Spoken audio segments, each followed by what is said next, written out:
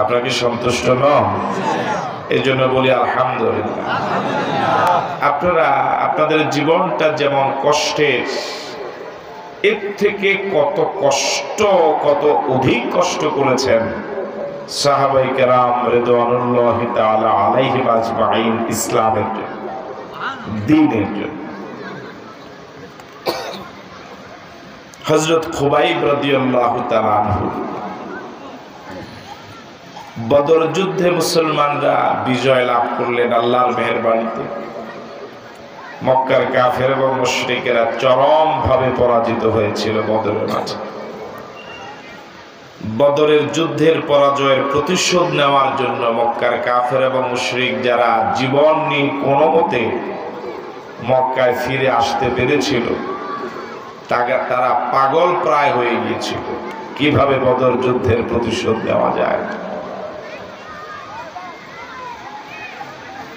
সম্মানিত দিনী ভাইরা, সে প্রতিশোধ নিতে গিয়ে তারা হযরত খুবাইব রাদিয়াল্লাহু তাআলা আনহুকে পেয়ে গেলেন। এক গভীর ষড়যন্ত্রের শিকার হয়ে হযরত খুবাইব রাদিয়াল্লাহু তাআলা আনহু তাদের হাতে গ্রেফতার হলেন। খুবাইব রাদিয়াল্লাহু তাআলা আনহুকে চরম নির্যাতন তারা করেছে তানঈম নামক জায়গায় নিয়ে। একজন জীবন্ত মানুষ, এমন কোন অত্যাচার নাই যে অত্যাচার খুবাইবের প্রতি তারা করে নাই।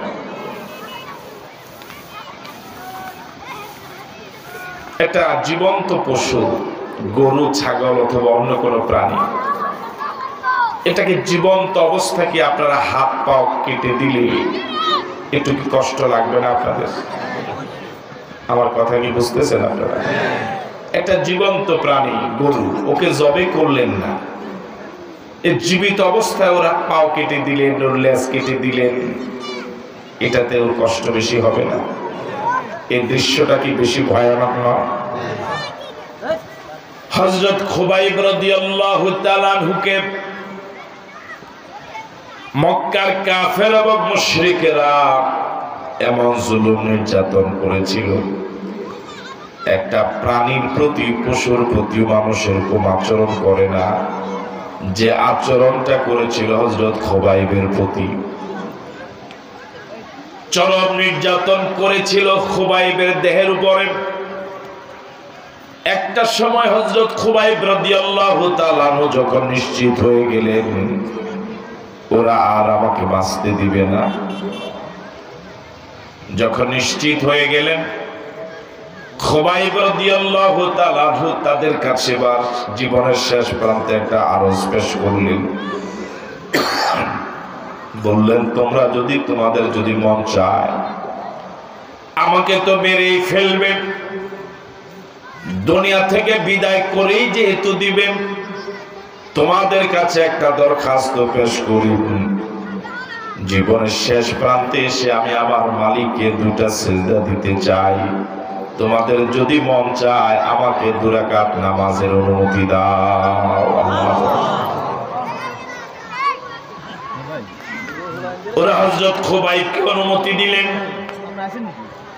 কিছুক্ষণ পর শহীদ হয়ে যাবেন, কিছুক্ষণ পর হযরত খুবাইবকে ওরা ফাঁসিতে ঝুলাবেন। জীবনের শেষ নামাজ আদায় করার জন্য হযরত খুবাইব দাঁড়ালেন, গভীর মনোযোগ দিয়ে নামাজ পড়লেন। জীবনের শেষ সিজদা রব্বুল আলামিনের কুদরতি পায়ে দিলেন। নামাজ শেষ করে হযরত খুবাইব বললেন, নামাজে এত মজা পাচ্ছিলাম, নামাজে এত মজা পাচ্ছিলাম, নামাজটা আরো অনেক লম্বা করতে মন চাইল, কিন্তু তোমরা যারা চতুর্পাশে দাঁড়িয়ে কিছুক্ষণ পর আমাকে ফাঁসিতে ঝুলাবার প্রস্তুতি নিয়ে বসে আছো, অপেক্ষায় আছো, তোমরা মনে করবে মৃত্যুর ভয় আমি নামাজ রুকু সিজদা লম্বা করছি। এই আশঙ্কা যদি না থাকতো আমি নামাজ আরো অনেক অনেক লম্বা করতাম। আরো জোরে বলেন আল্লাহু আকবার। হযরত খুবাইব রাদিয়াল্লাহু তাআলা নামাজ শেষ করলেন। ওরা চতুর্দিক থেকে বন্য হায়ানার মতো খুবাইবের উপর আক্রমণ শুরু করে দিয়েছে। একটা পর্যায়ে খুবাইব রাদিয়াল্লাহু তাআলা আনহুর কাছে ওরা প্রস্তাব পেশ করে বলল, খুবাইব, তুমি তো প্রায় মৃত, প্রায় এই অবস্থায় তোমাকে জীবন বাঁচাবার জন্য চেষ্টা করব, তোমাকে ছেড়ে দেব, তবে একটা শর্তে যদি তুমি রাজি হও। শর্তটা হলো, তুমি যে নবীর প্রতি ঈমান এনেছো, যে নবীর প্রচার করা কালেমা তুমি গ্রহণ করেছো, তোমার জায়গায় ওই নবী মুহাম্মদুর রাসূলুল্লাহকে এনে এখানে অত্যাচার করা হবে। এতে যদি তুমি রাজি হও, তোমাকে ছেড়ে দেওয়া হবে। মনোযোগ আছে কি আপনাদের? এতক্ষণ পর্যন্ত হযরত খুবাইব রাদিয়াল্লাহু তাআলা আনহু ওদের চরম নির্যাতনের মুখে জীবন প্রায় যায়, জবান দিয়ে কথা আসছিল না, পুরা দেহ থেকে শুধু রক্তক্ষরণ হচ্ছে, শুধু রক্তক্ষরণ হচ্ছে। ওরা জীবন্ত অবস্থায় খুবাইবের হাত কেটে ফেললো, বাম হাত কেটে ফেললো, শরীরের বিভিন্ন অঙ্গ প্রত্যঙ্গ গুলো কেটে ফেললো। চতুর্দিক থেকে তানঈমের যুবক ছেলেরা, শিশু এবং কিশোরেরা এই দৃশ্যকে হাতে তালি দিয়ে খুব চরম আনন্দ উপভোগ করলো। এই জাতীয় যুবক তো এখনো সমাজে আছে, জোরে বলেন আছে না? ওরা চরম আনন্দ প্রকাশ করলো। খুবাইব রাদিয়াল্লাহু তাআলা আনহুর একটা অঙ্গ কেটে ফেলে ওরা আত্মচিৎকার করে অট্টহাসিতে মেতে উঠে, আরেকটা অঙ্গ কেটে ফেলে ওরা চতুর্দিক থেকে হট্টগোল করে আনন্দ করে অট্টহাসিতে মেতে উঠে। এইভাবে পুরা দেহ থেকে যখন চরম রক্তক্ষরণ হচ্ছে, রূহ যায়, এমন সময় ওরা প্রস্তাব দিল, খুবাইব, তোমাকে ছেড়ে দেব, তোমাকে জীবনে বাঁচতে সুযোগ দেব, তবে শর্ত হলো তোমার এই জায়গায় মুহাম্মদকে এনে অত্যাচার করা হবে। এই প্রস্তাব যখন খুবাইবের সামনে উপস্থাপন করা হলো, খুবাইব রাদিয়াল্লাহু তাআলা আনহু ওদের অত্যাচার এতক্ষণ পর্যন্ত, যার দেহ থেকে রূহ যায়, পুরা দেহে বিন্দু পরিমাণ শক্তি যার থাকার কথা নয়, জবান দিয়ে যার কথা আসছিল না, তিনি এমন শক্তি কোত্থেকে পেলেন?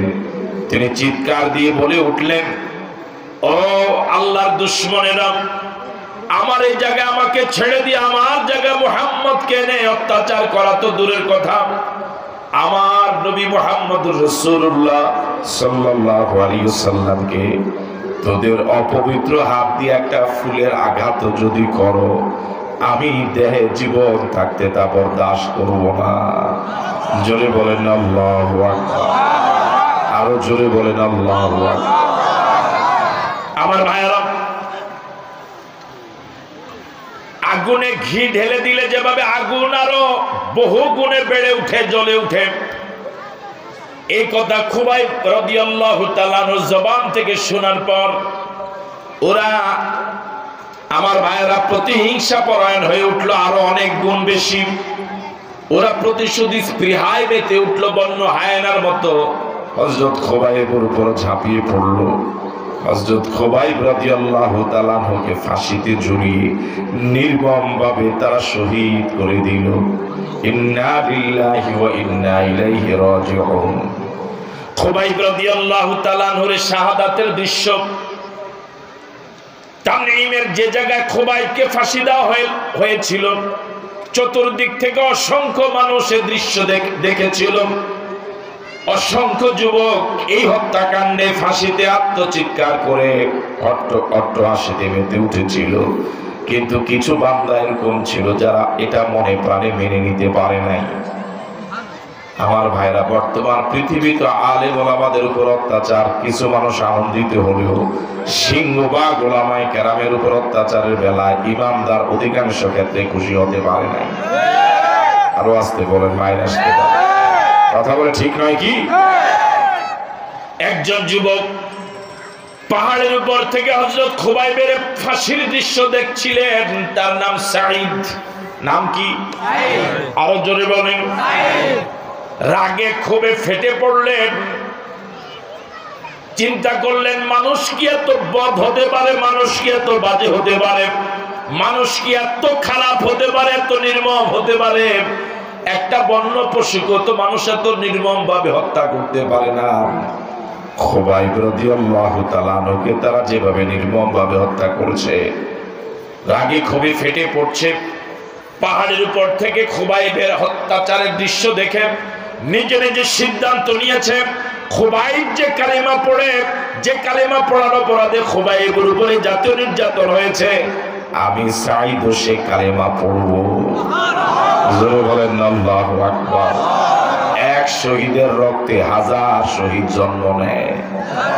আর আস্তে গান ঠিক না? জুলুম নির্যাতন যত বাড়ে, ইমানদারের ইমান তত তেজি হয়। বুড়ায় ভালো বলতেছে, জোয়ানরা বলে না। কথা বলেন ঠিক নয় কি? আপনারা সংগ্রামী মানুষ, নদী ভেঙ্গেছে, মনোবল হারার নাই, নদীর পাশে এসে বাড়ি করেছে, ঠিক কিনা? মনোবল আমাদের মতো যদি হতো আপনারা পারতেন না। আমরা দুর্বল মানুষ, যেহেতু বিপদ আপদ মোকাবেলা করে করে আপনারা অভ্যাস গড়ে উঠেছে। অনেক সংগ্রামী মানুষ, অনেক সংগ্রামী মানুষ আপনারা জীবনের সাথে সংগ্রাম করে করে পর্যন্ত এসেছেন। যে কোনো সময় আবার নদী আপনাদের বাড়ি ঘর নিয়ে যেতে পারে, এই আশঙ্কা তো আপনাদের ভিতরে আছে। আমার ভাইয়েরা, এরকম কিছু ইমানদার পৃথিবীতে আছে যারা ইমানের পরীক্ষা দিয়ে দিয়ে এরকম পরীক্ষিত হয়ে গিয়েছে, ফাঁসির কাস্টে ঝুলতে আপত্তি করে না। আরো জোরে বলে ঠিক নয় কি? এক শহীদের রক্তে হাজার শহীদ জন্ম নেয়, এক ইমানদারের রক্তে হাজার ইমানদার জন্ম নেয়। খুবাইব রাদিয়াল্লাহু তাআলা আনহুর শাহাদাতে অসংখ্য খুবাইব জন্ম নিয়েছে। এর মাঝে একজন হলেন হযরত সাঈদ রাদিয়াল্লাহু তাআলা আনহু। আল্লাহু আকবার। তিনি কালেমা পড়লেন, কত দুঃসাহস তার। এমন দৃশ্য দেখে হযরত খুবাইব রাদিয়াল্লাহু তাআলা আনহু বলেন, এই দৃশ্য দেখার পর অনেক রাত আমি ঘুমাতে পারি নাই, অনেক দিন আমি খেতে পারি নাই। যখনই ঘুমাতে যেতাম, যখনই হাঁটতে যেতাম, তখনই কল্পনার জগতে ওই চিত্রটা ভেসে আসতো। কিভাবে পারলো ওরা খুবাইবের গায়ে এমন অত্যাচার নির্যাতন করতে। একটা সময় বাজারে গিয়ে হযরত সাঈদ রাদিয়াল্লাহু তাআলা আনহু মক্কার কাফের এবং মুশরিকদের একটা বিশাল সমাবেশে ওদেরকে ডেকে ঘোষণা করলেন যে খুবাইবকে তোমরা অত্যাচার করেছো, তোমাদের সামনে আমি ঘোষণা করছি, আশহাদু আল্লা ইলাহা ইল্লাল্লাহু ওয়া আশহাদু আন্না মুহাম্মাদান আবদুহু ওয়া রাসূলুহু। জোরে বলেন না আল্লাহু আকবার। এখন কালেমা তো আমরাও পড়ছি না, পড়ি নাই? কথা বলেন না, পড়ি নাই? হযরত সাঈদ রাদিয়াল্লাহু তাআলা আনহুর উপর অত্যাচার শুরু হলো, চরম নির্যাতন শুরু হলো। একটা সময় হযরত সাঈদ রাদিয়াল্লাহু তাআলা আনহু চরম জুলুম এবং নির্যাতন সহ্য করে করে এক ফাঁকে মদিনায় হিজরত করে চলে গেলেন। ধীরে ধীরে বড় হলেন, রাসূলের সাথে অনেক যুদ্ধে অংশগ্রহণ করেছেন, আবু বকরের যুগে অনেক যুদ্ধে অংশগ্রহণ করেছেন।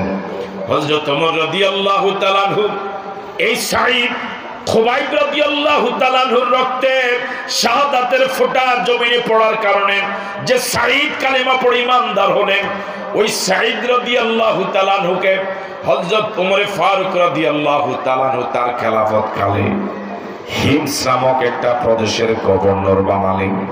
আল্লাহু আকবার। কোন জায়গার গভর্নর বানালেন? হিমস। বলুন, আরো জোরে বলুন। একটা এলাকার নাম। এই এলাকার নাম কি? এটা চরমনসা। আপনাদের এটার নাম হলো চরমনসা। সাঈদ রাদিয়াল্লাহু তাআলা আনহুকে যেই দেশের, যেই প্রদেশের গভর্নর বানানো হলো, ওই প্রদেশের নাম হলো হিমস। নাম কি? হযরত সাঈদ রাদিয়াল্লাহু তাআলা আনহুকে বললেন, আপনাকে হিমসের গভর্নর হিসেবে নিয়োগ দিলাম।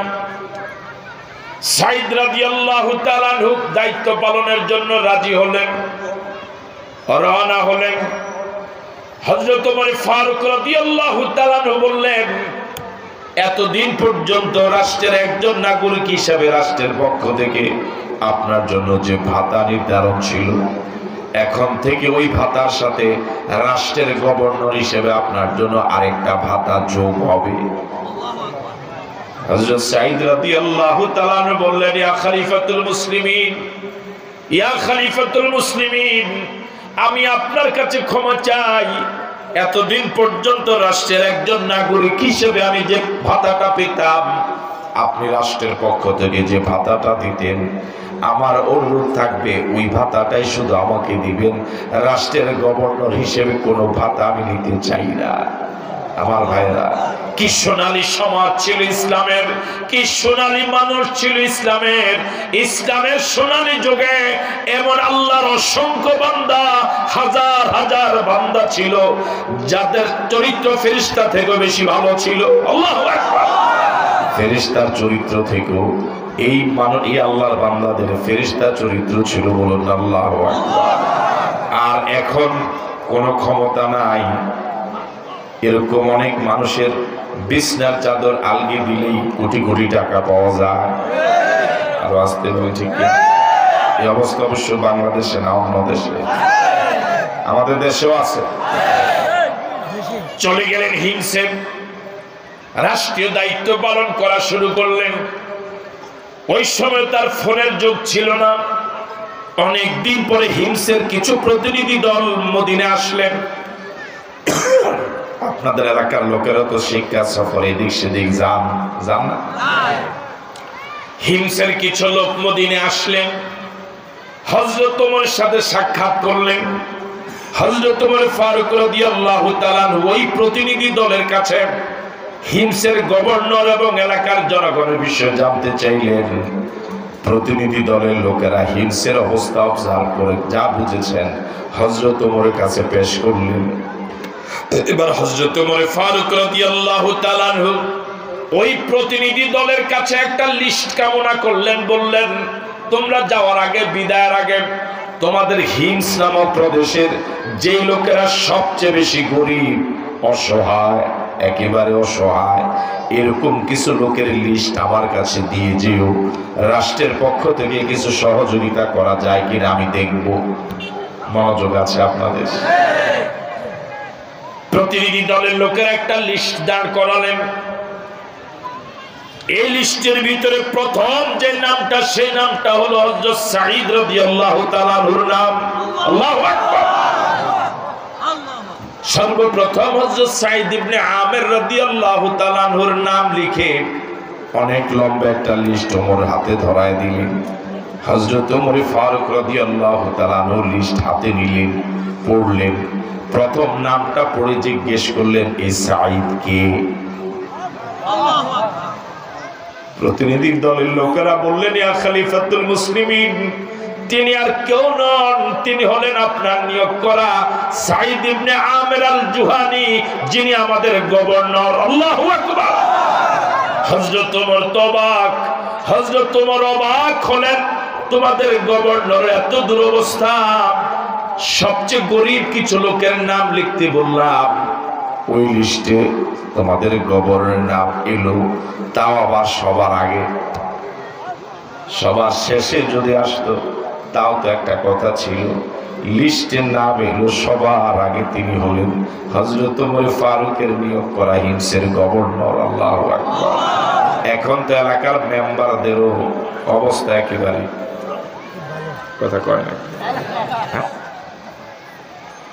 আমার ভাইয়েরা, হযরত ওমর ফারুক রাদিয়াল্লাহু তাআলা জিজ্ঞেস করলেন, বাস্তবে কি তিনি অসহায়? হিমসের লোকেরা জবাব দিলেন, ইয়া খলিফাতুল মুসলিমিন, আমাদের গভর্নর অবস্থা এত দুরূহ অবস্থা, প্রতিদিন তার চুলায় আগুন জ্বলে না, তিনি মাঝে মাঝে খান, মাঝে মাঝে না খেয়ে থাকেন। হযরত ওমর এই অবস্থা শুনে দু চোখের পানি ছেড়ে দিলেন, অঝরে কাঁদলেন। হাদিসে এসেছে তার চোখের পানিতে ওমরের দাড়িগুলো ভিজে গেল। এত কান্নাকাটি করলেন। একটা দেশের গভর্নর প্রতিদিন তার চুলে আগুন জ্বলে না, এমন সোনার মানুষ তৈরি করতে পেরেছিল কোরআন। জোরে বলেন ঠিক নয় কি? আর যদি পৃথিবীতে এরকম একজন সাঈদ হতো, পৃথিবীতে সব দুর্নীতি বন্ধ হয়ে জান্নাতি পরিবেশ বিরাজ করত। কথা বলে ঠিক নয় কি আমার ভাইয়েরা? হযরত ওমর ফারুক রাদিয়াল্লাহু তাআলা আনহু রাষ্ট্রীয় কোষাগার থেকে 1000 স্বর্ণ মুদ্রার একটা প্যাকেট করলেন। কয় হাজার? আরো জোরে বলেন, কয় হাজার? 1000 স্বর্ণ মুদ্রার একটা প্যাকেট করলেন। এবার ওই প্রতিনিধি দলের হাতে 1000 স্বর্ণ মুদ্রার ওই প্যাকেটটা দিয়ে বললেন, তোমরা যখন এলাকায় ফিরে যাবে তোমাদের গভর্নর সাঈদকে আমার সালাম বলবে, আর আমার পক্ষ থেকে সাঈদের হাতে এই উপহারটা তুলে দিবে। এলাকার লোকেরা ফিরে গেলেন, হিমসে গিয়ে গভর্নরের সাথে মোলাকাত করলেন, সাক্ষাৎ করলেন। খলিফাতুল মুসলিমিন অর্ধ পৃথিবীর সরকার প্রধান হযরত ওমর ফারুক রাদিয়াল্লাহু তাআলা আনহুর সালাম হিমসের গভর্নরকে পৌঁছালেন। আর গভর্নরের জন্য ওমরের দেওয়া হাদিয়া 1000 স্বর্ণ মুদ্রার প্যাকেট হযরত সাঈদের হাতে তুলে দিলেন। বললেন, খলিফাতুল মুসলিমিন আপনাকে 1000 স্বর্ণ মুদ্রা হাদিয়া দিয়েছে। এই কথা শোনার সাথে সাথে হযরত সাঈদ ইবনে আমির আল জুহানি জোরে জোরে পড়া শুরু করলেন, ইন্না লিল্লাহি ওয়া ইন্না ইলাইহি রাজিউন, ইন্না লিল্লাহি ওয়া ইন্না ইলাইহি রাজিউন, ইন্না লিল্লাহি ওয়া ইন্না ইলাইহি রাজিউন। আপনাদের দেশের সুখের সংবাদে ইন্না লিল্লাহ পড়ে না দুঃখের সংবাদে পড়ে? আরো আস্তে বলুন। মানুষ জন্ম নিলে ইন্না লিল্লাহ পড়ে না মরলে? হযরত সাঈদ ইবনে আমির আল জুহানি যখন পড়ছিলেন ইন্না লিল্লাহি ওয়া ইন্না ইলাইহি রাজিউন, তার স্ত্রী ভিতরের রুম থেকে আওয়াজ দিয়ে বললেন, কাছে এসে বললেন, আপনি যে ইন্না লিল্লাহ জোরে জোরে পড়ছেন, মদিনা থেকে যে প্রতিনিধি দল এসেছে তারা কি খলিফাতুল মুসলিমিনের ইন্তেকালের সংবাদ নিয়ে এসেছে? হযরত সাঈদ ইবনে আমিরের স্ত্রী মনে করেছিলেন এই প্রতিনিধি দল সংবাদ নিয়ে এসেছে ওমর আর নাই, ওমর আর নাই, ওমর ইন্তেকাল করেছেন। এই সংবাদ শুনে হয়তো তার স্বামী ইন্না লিল্লাহ পড়ছিলেন। সাঈদ ইবনে আমির রাদিয়াল্লাহু তাআলা আনহু স্ত্রীর প্রশ্নের জবাবে বললেন, প্রিয়তমা, ওমর রাদিয়াল্লাহু তাআলা আনহুর ইন্তেকাল থেকে আরো ভয়াবহ সংবাদ। মনোযোগ আছে আপনাদের? এবার তার স্ত্রী বললেন, তাহলে কি কোন মুসলিম দল কোন যুদ্ধে চরমভাবে পরাজিত হয়েছে, শত শত মুসলমান নিহত হয়েছে, শহীদ হয়েছে, এমন সংবাদ কি আপনার কাছে এসেছে? হযরত সাঈদ ইবনে আমির আল জুহানি বললেন, না প্রিয়তমা, কোন যুদ্ধে মুসলমান পরাজিত হওয়া থেকেও মারাত্মক সংবাদ। এবার তার স্ত্রী জিজ্ঞেস করলেন, সেই সংবাদটা আমি জানতে চাই। এবার হযরত সাঈদ ইবনে আমির আল জুহানি বললেন, দাখালাত আলাইয়াদ দুনিয়া লিতুফসিদা আখিরাতি, দাখালাত আলাইয়াদ দুনিয়া লিতুফসিদা আখিরাতি। ও প্রিয়তমা, আমি এতদিন পর্যন্ত তিল তিল করে পরকালের সুদীর্ঘ জীবনের জন্য যে পুঁজি সংগ্রহ করে ঘরে জমা করে রেখেছিলাম, আমার ওই পুঁজি ধ্বংস করার জন্য আমার ঘরে দুনিয়া ঢুকে গিয়েছে। আমার ঘরে এমন দুনিয়া ঢুকে গিয়েছে যে দুনিয়ার কারণে আমার বিগত দিনের সব পুঁজিগুলো, পরকালের পুঁজিগুলো ধ্বংস হয়ে যাচ্ছে। হযরত সাঈদ ইবনে আমির আল জুহানির স্ত্রী বললেন, যত দ্রুত পারেন এই বিপদটাকে ঘর থেকে বিদায় করে দেন। আরো জোরে বলেন আল্লাহু আকবার। বুঝেন নাই মনে হয় কথা? হযরত সাঈদ বললেন, দাখালাত আলাইয়াদ দুনিয়া লিতুফসিদা আখিরাতি, আমার ঘরে দুনিয়া ঢুকে গিয়েছে আমার আখিরাতকে বরবাদ করে দেওয়ার জন্য, আমার আখিরাতকে বরবাদ করে দেওয়ার জন্য, আমার আখিরাতকে বরবাদ করে দেওয়ার জন্য। এই কথা শুনে ব্যাখ্যা জানার আগেই স্ত্রী বললেন, প্রিয়তম স্বামী, যত দ্রুত পারেন দুনিয়াটাকে ঘর থেকে ঝাঁটাইয়া বের করে দেন। আমরা দুনিয়াকে বের করে দিব, আখিরাত যেন বের না হয়। জোরে বলেন আল্লাহু আকবার। এই জাতীয় স্ত্রী যদি কারো কপালে জুটে, এর থেকে খুশকিসমত আর কি হতে পারে? আমার ভাইয়েরা, বর্তমান পৃথিবীতে অধিকাংশ স্বামীগুলো গোমরা হয়ে যায়, পথহারা হয়ে যায় স্ত্রীদের কারণে। আসতে বলেন, ব্যবসায়ী স্বামী যারা সিংহভাগ ব্যবসায়ী অবৈধ ব্যবসায় বাধ্য হয় স্ত্রীর প্ররোচনায়, স্ত্রীর চাহিদা মিটাতে গিয়ে, ঠিক কিনা? হযরত সাঈদ ইবনে আমির আল জুহানি বললেন, প্রিয়তমা, তুমি আমাকে প্রস্তাব করেছো দুনিয়া থেকে ঝাঁটাইয়া ঘর থেকে বের করার জন্য। আমি এবার তোমার কাছে জানতে চাই, এই কাজে কি আমি তোমাকে সহযোগী পাবো? আল্লাহু আকবার বললেন। সাঈদ ইবনে আমির আল জুহানির স্ত্রী বললেন, হ্যাঁ, কেউ আপনাকে কাজে সহযোগিতা না করলেও আমি আপনাকে কাজে সহযোগিতা করব। এবার সাঈদ ইবনে আমির আল জুহানি হযরত ওমরের পক্ষ থেকে পাঠানো 1000 স্বর্ণ মুদ্রার প্যাকেটটা স্ত্রীর হাতে দিয়ে বললেন, এটা হলো দুনিয়া, এটা হলো দুনিয়া, এটা হলো দুনিয়া, এটা হলো দুনিয়া। যে দুনিয়াকে জীবন পর্যন্ত রিসিভ করি নাই, যে দুনিয়াকে এতদিন পর্যন্ত ঘরে ঢুকাই নাই, আজ এই বয়সে দুনিয়া ঘরে ঢুকে গিয়েছে। এ হলো 1000 স্বর্ণ মুদ্রার প্যাকেট। যত তাড়াতাড়ি পারো একে বিদায় করো, একে বিদায় করো। জোরে বলেন আল্লাহু আকবার। হযরত সাঈদ ইবনে আমির আল জুহানির স্ত্রী 1000 স্বর্ণ মুদ্রা এলাকার গরিব গোরাদের মাঝে বিলি করে ঘরটাকে জান্নাত মুখী করে দিলেন। সুবহানাল্লাহ। আমার ভাইয়েরা, কি ত্যাগ ছিল সাহাবায়ে কেরামের! দুনিয়ার কোনো লোভ ছিল না। আল্লাহ রাব্বুল আলামিন বলেন, বাল তুসিরুনাল হায়াতাদ দুনিয়া ওয়াল আখিরাতু খায়রুন ওয়া আবকা। তোমরা দুনিয়াকে প্রাধান্য দিচ্ছ, বরং আখিরাতের থেকে অনেক ভালো, অনেক দামি, অনেক স্থায়ী। দুনিয়া ভালো না আখিরাত ভালো? আরো জোরে বলেন, দুনিয়া ভালো না জান্নাত ভালো? আমরা কি সবাই জান্নাতে যেতে চাই? সাহাবায়ে কেরাম শুধু টাকা পয়সার লোভকে সামলান নাই, শুধু টাকা পয়সা বিসর্জন দেন নাই, নিজের জীবনটা পর্যন্ত বিলিয়ে দিয়েছেন। আল্লাহু আকবার। ইসলাম এইভাবে আমার আপনার কাছে আসে নাই। এখন আমরা ইসলামটাকে নিয়ে সিনেমা খেলা শুরু করে দিচ্ছি, ঠিক কিনা? শুধু দলাদলি, শুধু দলাদলি, অথচ অবশ্য চরণ চলে নাই। হ্যাঁ, এখানে বেজাল ঢুকছে আমার ভাইরা, এখন শুধু দলাদলি আর দলাদলি। আল্লাহ রাব্বুল আলামিন হাবিব মুতার প্রান্তরে যুদ্ধ হবে ঘোষণা করলেন। কি পরিমাণ স্যাক্রিফাইস ছিল সাহাবায়ে কেরামের! জীবনের সবচেয়ে দামি হায়াত যেটা, সম্পদ যেটা, সেটা বিলিয়ে দিয়েছিলেন। এক মুহূর্ত দেরি করে নাই। আল্লাহু আকবার। মুতার প্রান্তরে লড়াই হবে। একদিকে 1 লাখ রোমান সৈনিক, আরেক দিকে মুসলমান মাত্র 3000। কয় হাজার মিলে? একদিকে কয় লাখ? দেখেন, এগুলো এখনো বলি নাই। একদিকে কয় লাখ, আরেকদিকে মুসলমান কয় হাজার।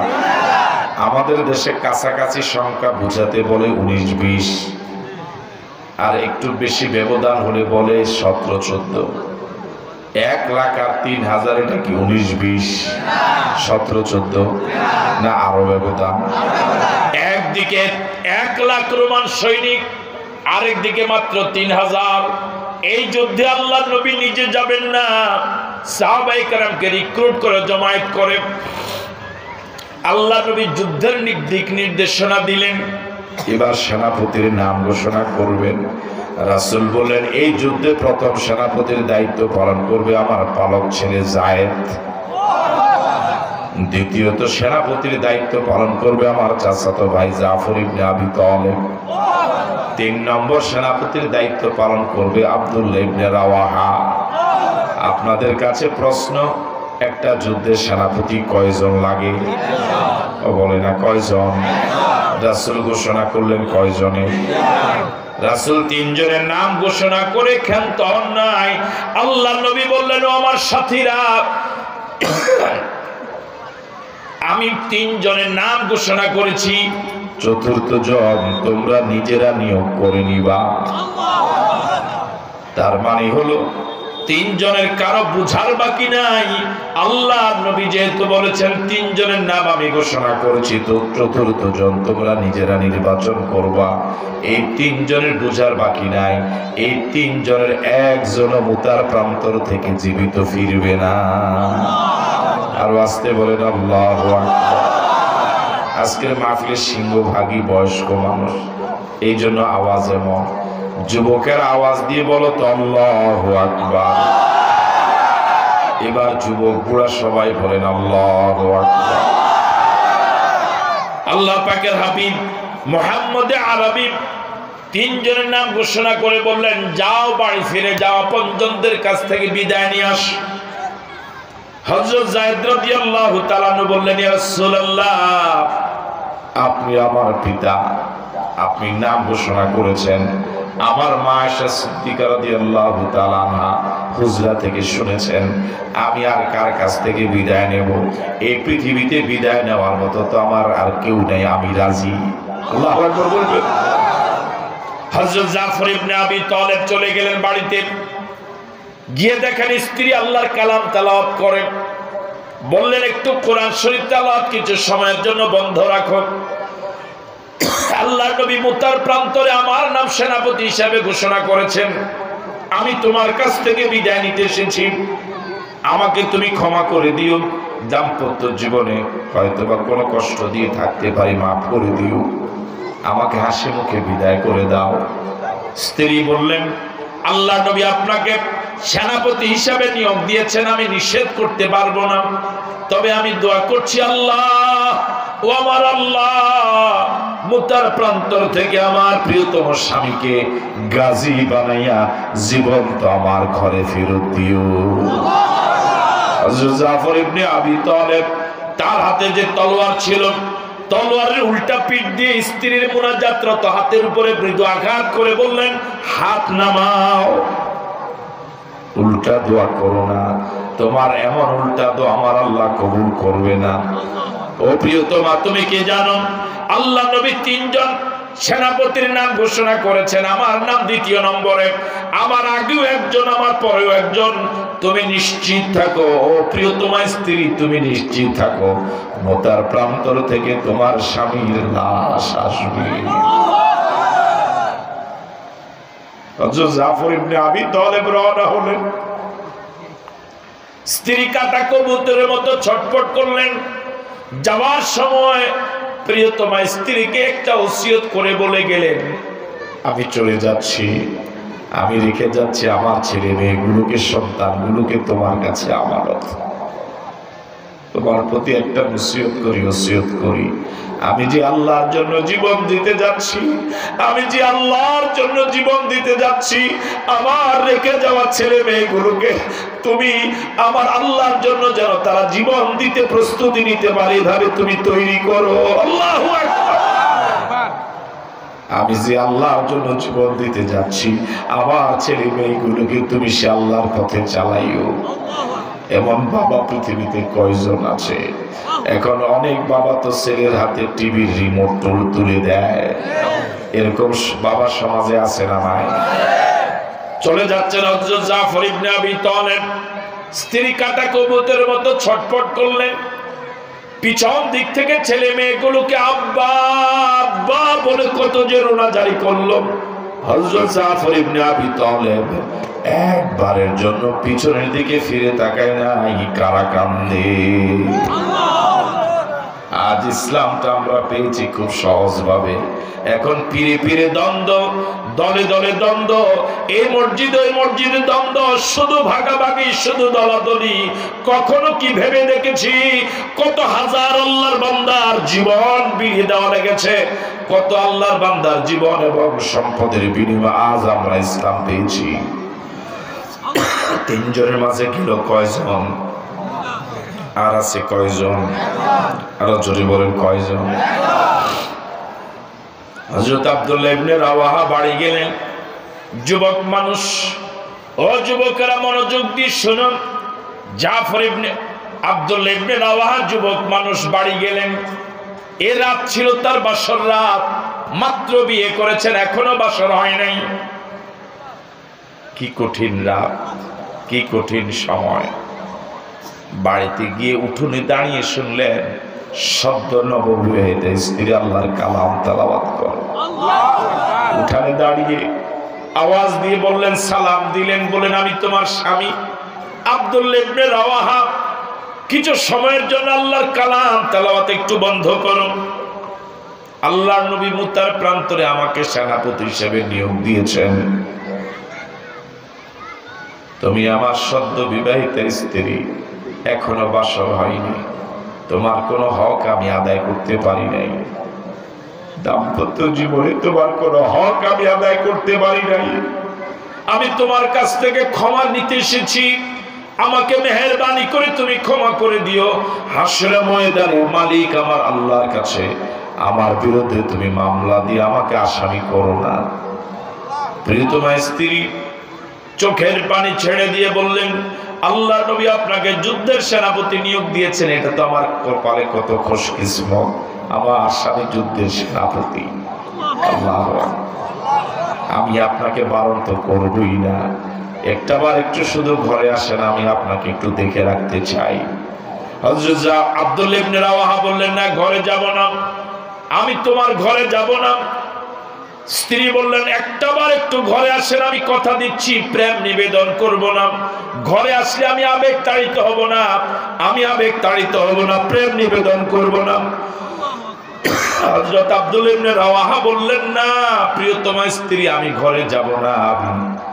আব্দুল্লাহ ইবনে রাওয়াহার স্ত্রী বললেন, একটাবার মেহেরবানি করে ঘরে আসুন, আমি মদিনার এক সুন্দরী নারী, আপনি আমাকে কখনো দেখেননি, আমি আপনাকে দেখলাম না, আমি শুধু আপনাকে একটু দেখে রাখতে চাই, যাতে করে হাসরের ময়দানে আপনাকে স্বামী হিসেবে আমি চিনে নিতে পারি। হযরত আব্দুল্লাহ ইবনে রাওয়াহা বললেন, না প্রিয়তমা স্ত্রী, যাব না। তুমি যদি ধৈর্য ধারণ করে থাকতে পারো, আর তোমার নিয়ত যদি সহি হয় যে আল্লাহর জন্য তোমার স্বামী জীবন দিতে যাচ্ছে, ওই আল্লাহ তোমাকে আমাকে স্বামী স্ত্রী হিসেবে পরিচয় করায় দিবে। জোরে বলেন আল্লাহু আকবার। ও কলিজার টুকরা যুবকেরা, অপ্রিয় যুবকেরা, অপ্রিয় যুবকেরা, সদ্য নববিবাহিতা স্ত্রী, সুন্দরী রূপসী ষোড়শী স্ত্রীকে, বৈধ স্ত্রীকে রেখে চলে যাচ্ছে যুদ্ধের ময়দানে জীবন দেওয়ার জন্য। এমন স্ত্রীর আবেগ প্রবণ কথা প্রত্যাখ্যান করতে কয়জন স্বামী পারবে? এখনকার যুবকেরা এই জাতীয় প্রস্তাব প্রত্যাখ্যান করা তো দূরের কথা, প্রেমিকার ফোনের মিস কলই তো প্রত্যাখ্যান করতে পারে না। আওয়াজ দেখুন ঠিক কিনা? শুধু কল নয়, মিস কলই তো কি করা যায় না, প্রত্যাখ্যান করা যায় না। এই যে 14 তারিখ ভ্যালেন্টাইন্স ডে গেল, আপনাদের এলাকায় পালন হয়েছে? হ্যাঁ, এই দেখো হয়েছে। আমার ভাইয়েরা, বর্তমান পৃথিবীতে সবচেয়ে মারাত্মক বিপদের নাম হলো করোনা। নাম কি? বিগত দিনেও মহামারী ধরা পড়েছে পৃথিবীতে, বসন্ত, কলেরা, কিন্তু বেশি দিন স্থায়ী হয় নাই। হয়তো এক এলাকার মানুষ মারা গেছে, পুরা দেশের সবাই মরে না, ঠিক কিনা? কিন্তু করোনা এমন এক মহামারী, এমন এক ভাইরাস, এ পর্যন্ত সূচনা লগ্ন থেকে প্রায় 1 বছর গত হয়ে গেল, ঠিক কিনা? কবে যে যায় আল্লাহই ভালো জানে। এই পর্যন্ত সরকারি হিসাব মতে করোনায় যারা মারা গেল তাদের সংখ্যা 23 লাখ। কয় লাখ? কম না বেশি? এ পর্যন্ত করোনায় আক্রান্ত হয়েছে প্রায় 12 কোটি। কয় কোটি? 12 কোটি। আলাদাভাবে অনেক বেশি, 23 লাখ অনেক বেশি, কিন্তু বর্তমান পৃথিবীতে 800 কোটির উপরে মানুষ। এই 800 কোটির তুলনায় 23 লাখ কম। কথা বলে, 800 কোটির তুলনায় 12 কোটি অনেক কম। করোনা এমন এক মহামারী, আক্রান্ত হয়েছে মাত্র 12 কোটি, মারা গেল মাত্র 23 লাখ। কিন্তু চরিত্রহীনতার মাধ্যম যার নাম প্রেম, এই প্রেম নামক ভাইরাসে কি 1-2 কোটি 10-12 কোটি আক্রান্ত না পৃথিবীর প্রায় সব যুবক? কথা বলে ঠিক? এখন তো ফেসবুকে পাওয়া যায় শুধু যুবক না, বুড়া সহ। কথা কয় না ঠিক? এখন শুধু যুবক না, এই প্রেম রোগে, এই ভাইরাসে আক্রান্ত বুড়া সহ। কথা বলে ঠিক নয় কি? তাহলে করোনা থেকেও, প্রেম নামক এই মহামারী করোনা ভাইরাস থেকেও মারাত্মক। আপনাকে আমার সাথে একমত? করোনায় যদি কেউ মারা যায় ঈমান নিয়া, জান্নাতি না জাহান্নামী? করোনা তো একটা রোগ, অন্যান্য রোগ যেমন করোনাও তেমন। করোনায় মারা গেল, ঈমান আছে, জান্নাতি না জাহান্নামী? কিন্তু চরিত্রহীন জেনাকর হয়ে মারা গেল, জান্নাতি না জাহান্নামী? তাহলে কি বোঝা গেল? করোনা থেকেও এই চরিত্রহীনতার এই ভাইরাস অনেক বেশি ক্ষতিকর, ঠিক নয় কি? এই 14 তারিখ বিশ্ব বেহায়াত দিবস সহ এই জাতীয় দিবস এবং অন্যান্য দিবসে প্রতিদিন কত যে জেনা ব্যভিচার সংগঠিত হয়, আমার মন বলে পুরা পৃথিবী যেন জেনার মহাসাগরে ডুবে গেছে। আপনাকে আমার সাথে একমত? আল্লাহ তুমি আমাদের দেশ এবং জাতিকে ব্যভিচার থেকে হেফাজত করো। আরো জোরে বলেন আমিন। ওয়াজ দিয়া জেনা ব্যভিচার বন্ধ করা যাবে না। এই পৃথিবীতে যদি অন্যায় অপরাধ মুক্ত করা লাগে, একমাত্র মহৌষধ হলো এই জমিন যার, আইন চলা লাগবে তার। কথা বলে ঠিক নয় কি? এই জমিন কার? আরো জোরে বলেন লিল্লাহি মা ফিস সামাওয়াতি ওয়া মা ফিল আরদ। শুধু জমিন নয়,